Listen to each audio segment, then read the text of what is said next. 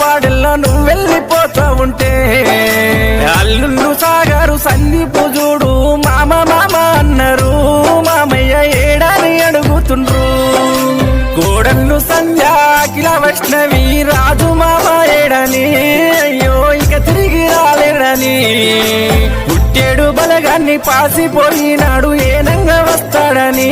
మామయ్య అనుకుంటూ ఏడవటే